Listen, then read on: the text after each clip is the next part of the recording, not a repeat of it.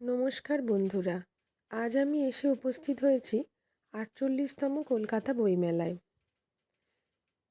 Sealdah metro station থেকে metro করে করুণাময়ী metro স্টেশনে নেমে খুব সহজেই আমি চলে এসেছি কলকাতা বইমেলায়। এবারে বইমেলার থিম জার্মানি। আমি এখন এসে উপস্থিত হয়েছি জার্মানি স্টলের সামনে। উল্লেখ্য বলে রাখি, এবারের বইমেলা শুরু হয়েছে ২৮শে জানুয়ারি এবং চলবে ৯ই ফেব্রুয়ারি পর্যন্ত। চলো দেখে নিই জার্মানি স্টলের ভেতরটা। রং বেরঙের আলো দিয়ে স্টলটা খুব সুন্দর করে সাজিয়েছে। বইমেলা আসলে অবশ্যই এই স্টলটা ভিজিট করবেন, খুব ভালো লাগবে। এই জার্মানি স্টল থেকে একটু এগিয়ে গেলেই রয়েছে অন্যান্য নানান বিদেশি স্টল। এর মধ্যে রয়েছে স্পেন, পেরু, ইউএসএ আরও অন্যান্য দেশ। এই স্টলগুলো ভিজিট করে আমরা চলে গেলাম একটু খাওয়া দাওয়া করতে।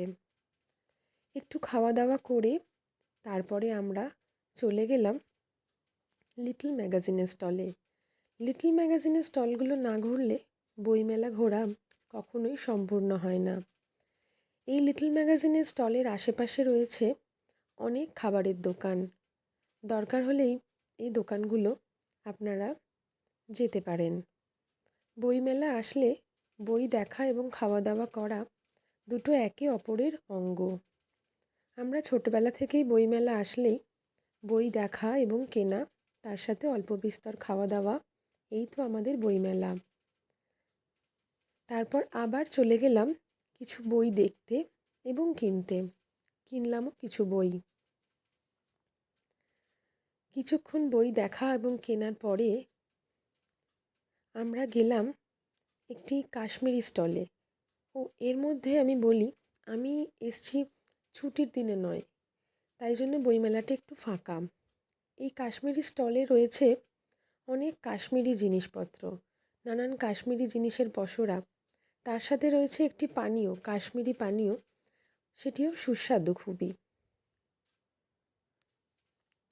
এরপরে রইল ভাঁড়ে চা। তারপর আবার কিছু বই দেখা।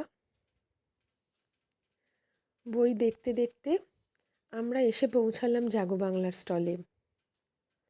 এখানে গান শুনে মন ভরে গেল। তারপরে গেলাম বেঙ্গল ট্যুরিজমের স্টলে। এই বলেই আমি আমার ভিডিও শেষ করলাম। ধন্যবাদ।